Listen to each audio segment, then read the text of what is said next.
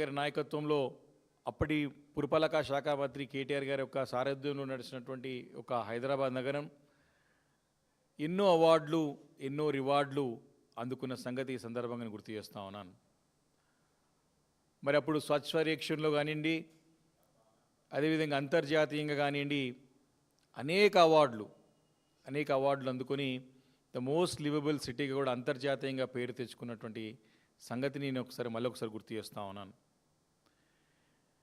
ఇలాంటి హైదరాబాద్ నగరం ఎప్పుడు కూడా కాంగ్రెస్ ప్రభుత్వం ఇప్పుడు కాదు గత చరిత్రలో ఎప్పుడు తీసుకున్నట్టయితే హైదరాబాద్ నగరాన్ని కేవలము తమ యొక్క ఖజానాన్ని నింపుకోవడానికి ఒక బంగారు గుడ్లు పెట్టే బాతలాగానే చూసినారు తప్ప ఎప్పుడు కూడా ఈ నగర ప్రజల యొక్క బాగోగుల గురించి కానివ్వండి, నగర ప్రజల యొక్క జీవితంలో నాణ్యమైన జీవన ప్రమాణాలను పెంచడానికి కానివ్వండి గత కాంగ్రెస్ ప్రభుత్వాలు కానీ ఇప్పుడు కాంగ్రెస్ ప్రభుత్వం కానీ ఘోరంగా విఫలమైందని చెప్పడానికి ఎలాంటి సందేహం లేదు. ముఖ్యంగా రేవంత్ రెడ్డి గారి సర్కార్ వచ్చిన తర్వాత హైదరాబాద్ నగరం యొక్క పూర్తి ఇమేజ్ అంతా కూడా డ్యామేజ్ చేస్తూ వచ్చి ఇప్పుడు కొత్తగా ఒక విలీనానికి ప్రయత్నం చేస్తూ ఒక నిన్ననే క్యాబినెట్ నిర్ణయం అని ప్రకటించడం జరిగింది కాంగ్రెస్ ప్రభుత్వం. సుమారు హైదరాబాద్ నగరం శివారులో ఉన్నటువంటి గ్రేట్ హైదరాబాద్ ఆనుకొని ఉన్నటువంటి రింగ్ రోడ్ కబటింగ్ ఉన్నటువంటి 27 మున్సిపాలిటీలని ఇంటిగ్రేషన్ అంటే గ్రేట్ హైదరాబాద్లో కలుపుతూ క్యాబినెట్ నిర్ణయం తీసుకుందని చెప్పి నిన్న ప్రభుత్వం ప్రకటించింది చూస్తున్నాం. ఈ నిర్ణయం పూర్తిగా అశాస్త్రీయ పద్ధతిలో ఇలాంటి ఒక డీటెయిల్ స్టడీ చేయకుండా బాధ్యతారహితంగా అర్ధరహితంగా తీసుకున్నటువంటి నిర్ణయం అని స్పష్టంగా అర్థమవుతా ఉన్నది.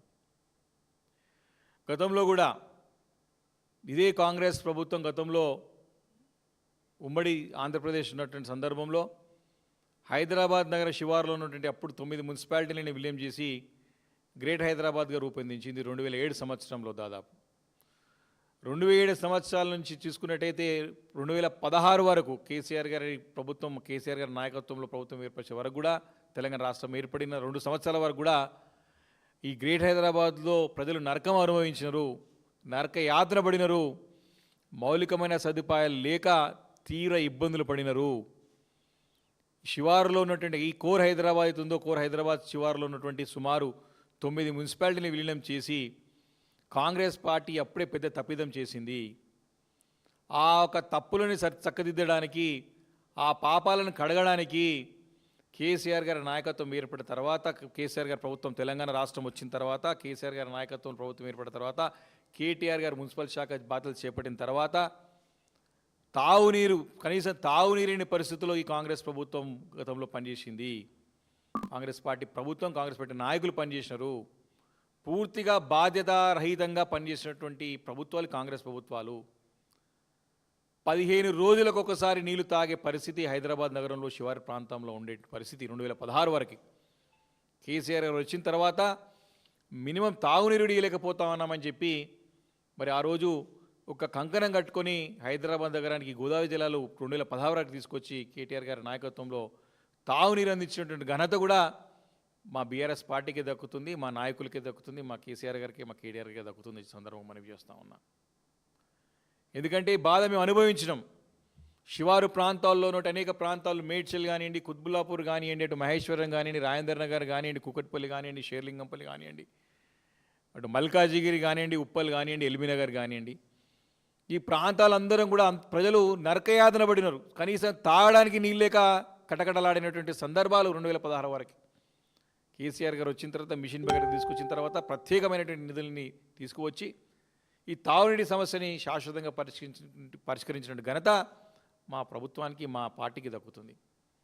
కాబట్టి 2007లో విలీనం చేసినటువంటి శివారు ప్రాంతాలను మున్సిపాలిటీలు గ్రేట్ హైదరాబాద్ ఏర్పడిన తర్వాత ఈ హైదరాబాద్ నగరాన్ని చక్కదిద్దడానికి, మౌలికమైన సదుపాయాలు కల్పించడానికి, తాగునీటి సమస్యతో పాటు అనేక సమస్యలు పరిష్కరించడానికి, ట్రాఫిక్ సమస్యని నియంత్రించడానికి, లా అండ్ ఆర్డర్ కంట్రోల్ తీసుకురావడానికి, ఇవన్నీ కూడా 2016లో ప్రభుత్వం వచ్చిన తర్వాత 2 సంవత్సరాలు చక్కదిద్దిన తర్వాత వరుసగా అనేక అవార్డులు అందుకున్నాం.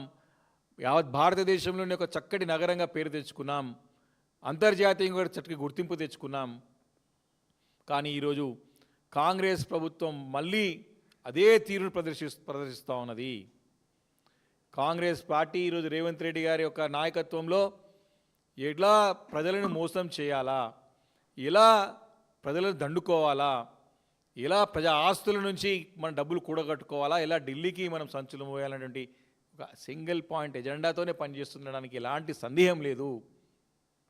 ఈ 27 మున్సిపాలిటీలను గతంలోనే మీ కాంగ్రెస్ ప్రభుత్వం చేసి మీ కాంగ్రెస్ పార్టీ చేసినటువంటి దుర్మార్గమైన పని, అర్ధరహితంగా బాధ్యతాయుతంగా అనుభవరహితంగా తీసుకున్నటువంటి నిర్ణయాలు అప్పుడు హైదరాబాద్ నగరానికి శాపంగా మారితే వాటన్నిటినీ చక్కదిద్దిన ఘనత మాకు దక్కుతుంది.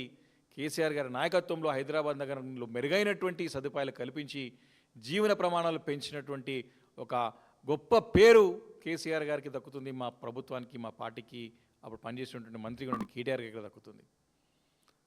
మరి అలాంటి జిహెచ్ఎంసీని డీసెంట్రలైజ్ చేసి చక్కగా జోన్స్ చేసి సర్కిళ్ళు పెంచి అప్పుడున్నటువంటి జోన్స్ కన్నిటి కూడా అధికారాలు ఇచ్చి వారికి నిధులు కేటాయించి ఆ రకంగా చక్కగా హైదరాబాద్ నగరాన్ని అభివృద్ధి చేసుకుంటూ వచ్చిన తర్వాత ఇంకా కూడా పట్టణీకరణ శివారులో మరి ఇక్కడ ప్రాంతాలకు ఆనుకున్నటువంటి ఈ హైదరాబాద్ గ్రేటర్ హైదరాబాద్ నగరానికి ఆనుకున్నటువంటి అనేక ప్రాంతాలు పెద్ద ఎత్తున పట్టణీకరణ అయినటువంటి సందర్భాల్లో మరి దగ్గర 27 మున్సిపాలిటీలు, దగ్గర 10 కార్పొరేషన్లు, మరి మిగతా అని కూడా 17 వరకు మున్సిపాలిటీలు చేసినటువంటి ఘనత కూడా మాకు దక్కుతుంది.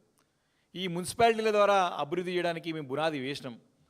గతంలో 5 సంవత్సరాలు ఎన్నికలు పెట్టి వీటన్నిటిని కూడా మౌలికమైన సదుపాయాలు కల్పించడానికి ప్రయత్నాలు చేసి సఫలీకృతమైనాం.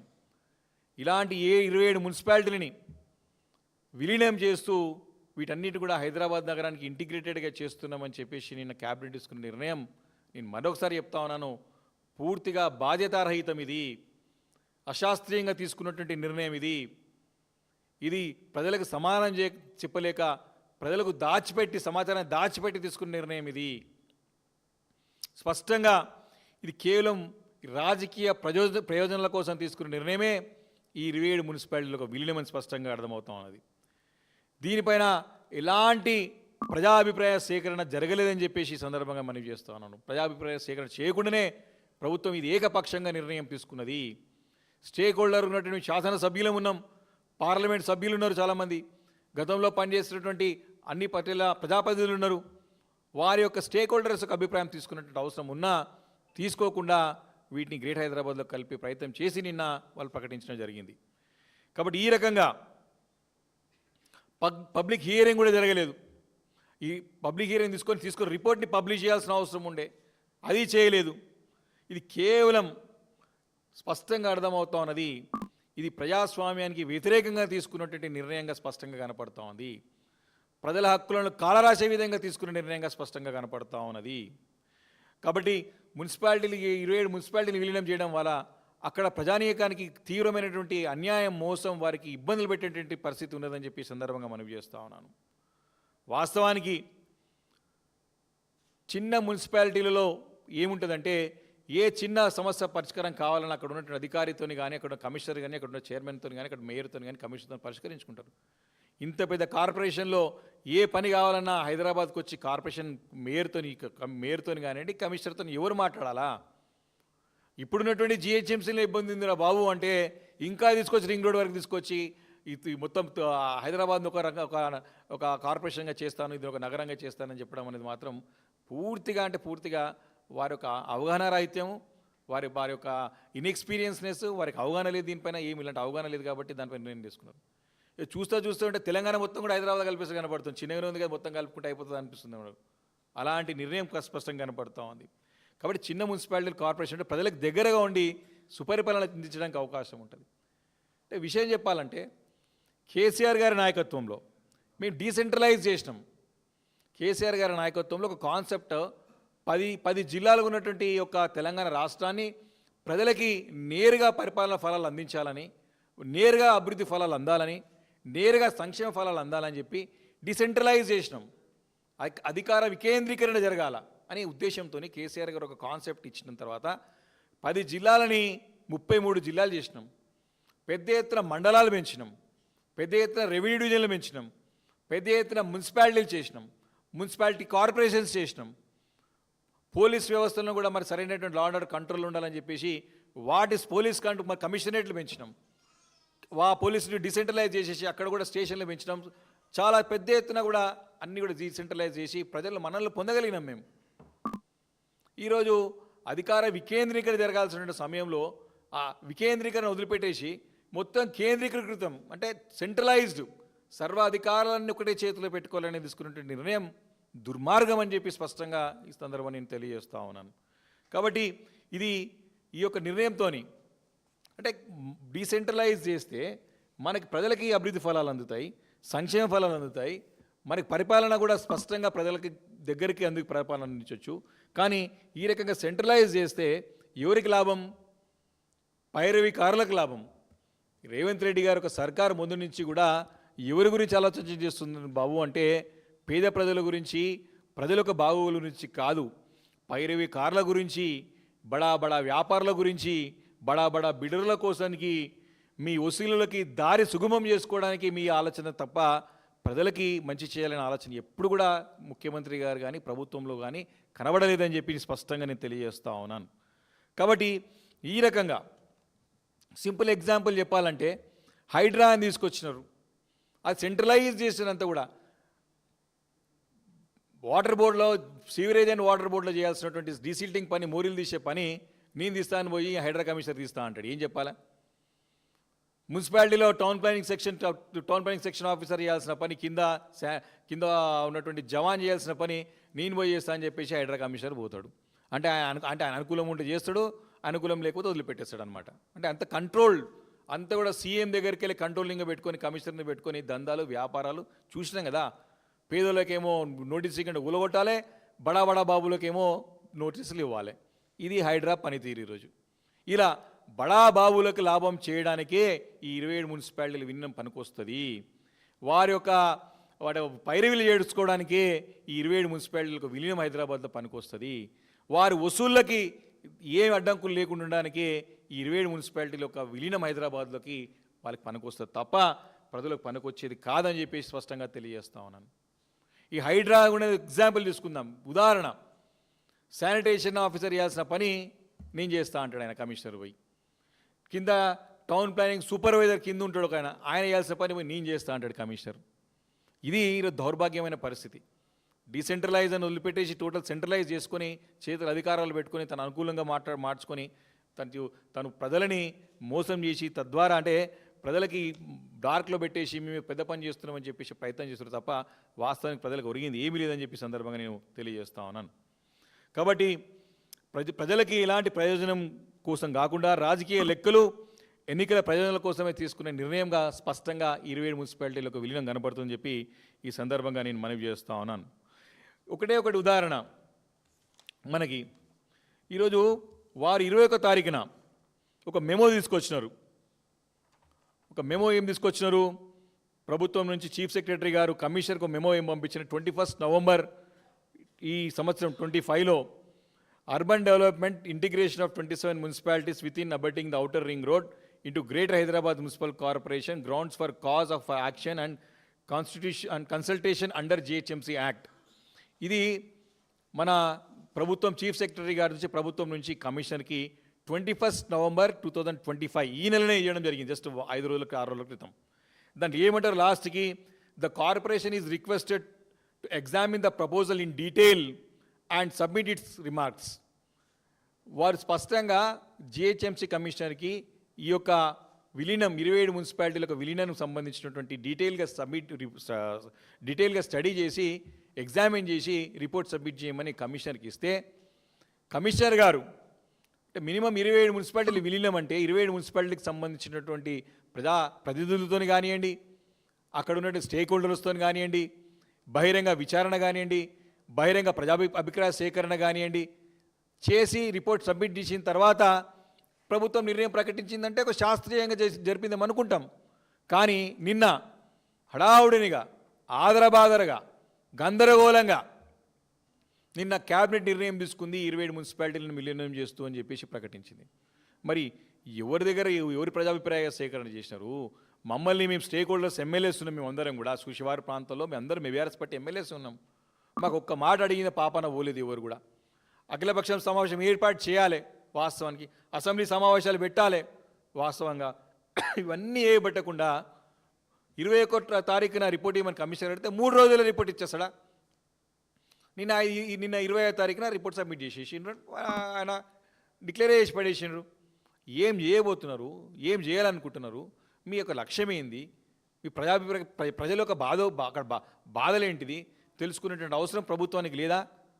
పేరుకు ప్రజాపాలన కానివ్వండి, పూర్తిగా నియంత్రిత ధోరణిలో ముఖ్యమంత్రి గారు ప్రభుత్వం వ్యవహరిస్తున్నది. పేరుకే ప్రజాపాలన, కాలి పూర్తిగా నియంతృత్వం, అరాచకత్వంతో మరి ప్రభుత్వాన్ని నడిపిస్తున్నారు, బుల్డోజ్ చేస్తూ ఉన్నారు, ప్రజలకు ఇబ్బంది పెట్టి ముందుకు పోతూ ఉన్నారు తప్ప ప్రజల యొక్క బాగోగులు కానీ, ప్రజల యొక్క మనోభావాలు కానీ, ప్రజల యొక్క అభిప్రాయాన్ని కానీ, ప్రజల యొక్క ఒక వాయిస్ని కూడా వినే పరిస్థితుల్లో ప్రభుత్వం లేదని చెప్పి స్పష్టంగా ఈ సందర్భంగా నేను తెలియజేస్తూ ఉన్నాను. కాబట్టి మేము ఒకటి కోరుతా ఉన్నాం ఈ సందర్భంగా, మీరు తీసుకున్న నిర్ణయం పూర్తిగా అశాస్త్రీయం, మీరు తీసుకున్న నిర్ణయం అర్ధరహితం, మీరు బాధ్యతారహితంగా తీసుకున్నటువంటి నిర్ణయంగా స్పష్టంగా కనపడుతూ ఉంది. దీనిపైన ఎలాంటి అధ్యయనం చేయకుండా మీరు ఈ నిర్ణయం తీసుకుని స్పష్టంగా అర్థమవుతా ఉంది. అసెంబ్లీ సమావేశాల్లో కూడా మా పార్టీ అడిగితే వారు సమానం దాటివేసి వారు తప్పించుకునే ప్రయత్నం చేశారు, ఏం చెప్పలేదు. దాచిపెట్టి ఎందుకు నిర్ణయం తీసుకుంటున్నారు, ఇది ఎందుకు దీనిపైన చర్చ పెట్టట్లేదు, ఎందుకు దీనిలో అసెంబ్లీలో పెట్టలేదు, ఎందుకు మీరు నిర్ణయం తీసుకునే ముందు ఈ 27 మున్సిపాలిటీకి సంబంధించినటువంటి ప్రజాప్రతినిధులు కానివ్వండి, స్టేక్ హోల్డర్స్తోని అభిప్రాయ సేకరణ ఎందుకు చేయలేదు అని స్పష్టంగా మేము ప్రశ్నిస్తూ ఉన్నాం. ఇది కేవలం ప్రజలకి శాపంగా మారే నిర్ణయం తప్ప ప్రజల బాగోగులు కాదు. మీరు విలీనం చేసిన వెంబడే ట్యాక్సులు పెంచుతారు, దాని యొక్క ప్రాపర్టీ ట్యాక్స్తో పాటు ఈ అన్నీ పెరిగిపోతాయి, రిజిస్ట్రేషన్ వాల్యూలు పెరిగిపోతాయి, దాని తర్వాత మన ఈ యూజర్ ఛార్జెస్ పెరిగిపోతాయి, ట్రేడ్ లైసెన్స్ పెరిగిపోతాయి, ఇవన్నీ పెరిగిపోయి ప్రజలకు భారంగా అయితే తప్ప దాంతో ఒరిగేది ఏం లేదు. కాబట్టి దీని విషయంలో ఆదరబాదర కాకుండా తొందరపాటు చర్యలు మానేసి అందరి అభిప్రాయ సేకరణ చేయాలి. గతంలో కాంగ్రెస్ ప్రభుత్వాలు చేసిన పాపాలు, వారు చేసిన తప్పులు సరిదిద్దడానికి మేము చేసిన 9 సంవత్సరాలు కష్టపడితే, అంటే బీఆర్ఎస్ పార్టీ వచ్చిన తర్వాత 2 సంవత్సరాలు కష్టపడ్డ తర్వాతనే అవన్నీ చక్కదిద్దినాం. మళ్ళీ మీరు పాపాలు చేసి తప్పులు చేసిపోతే మళ్ళీ మేమే చక్కదిద్దాల్సి వస్తుంది. మరి మీరు ఈ 3 సంవత్సరాల్లో మీరు ఎన్నికలు పెట్టరో చేతులు ఎత్తేసి కేవలం దండుకునే పని మీద ఉన్నారు. పూర్తిగా వైఫల్యం చెంది మీ ప్రభుత్వాన్ని ప్రజాపాలన గాలి కొదిలేసి కేవలం డబ్బులు వసూలు ఢిల్లీకి మూటలు మోసే పని మీదనే ప్రభుత్వం ఉంది తప్ప మరి ప్రజల బాగోగుల గురించి, ప్రజల యొక్క సంక్షేమం గురించి కానీ, అభివృద్ధి గురించి కానీ ఇక్కడ పని జరగట్లేదని చెప్పి నేను స్పష్టంగా తెలియజేసుకుంటూ, మరి ఈ నిర్ణయాన్ని ఇమీడియట్గా మీరు తీసుకునే ముందుకు పోయే ముందు ఇమీడియట్గా అఖిలపక్ష సమావేశాన్ని పిలవాలి. దీనిలో మేము శివారులో ఉన్నటువంటి చాలామంది బీఆర్ఎస్ పార్టీ శాసనసభ్యులు ఉన్నాం, మరి ఇతర పార్లమెంట్ సభ్యులు ఉన్నారు, మరి ఇతర ప్రజాప్రతినిధులు ఉన్నారు, స్టేక్ హోల్డర్స్ ఉన్నారు. వాళ్ళతో తక్షణం సమావేశం ఏర్పాటు చేసి అభిప్రాయ సేకరణ చేసి దాని తర్వాత ముందుకు వెళ్ళాలని చెప్పేసి బీఆర్ఎస్ పార్టీ హెచ్చరిస్తుంది. మీరు గతంలో వైఫల్యాలు ఉన్నాయి కాబట్టి మాకు ఈ అనుభవంతో ఈ యొక్క సూచన చేస్తూ ఉన్నాం. లేకపోతే మాత్రం పెద్ద ఎత్తున అన్ని కేంద్రాల్లో ఆందోళన తప్పవు, ఉద్యమం తప్పదు. ఇదో భారీ కుట్రగా కనపడుతూ ఉంది. ఇది ఇంకోటి కనపడుతుంది, రాజకీయ దురుద్దేశం, ఒక రాజకీయ కుట్రలో భాగంగానే కనపడుతుంది తప్ప ప్రజల యొక్క సంక్షేమం గురించి బాగుండదు కాదని చెప్పి మరొకసారి తెలియజేస్తా ఉన్నాను. Thank you.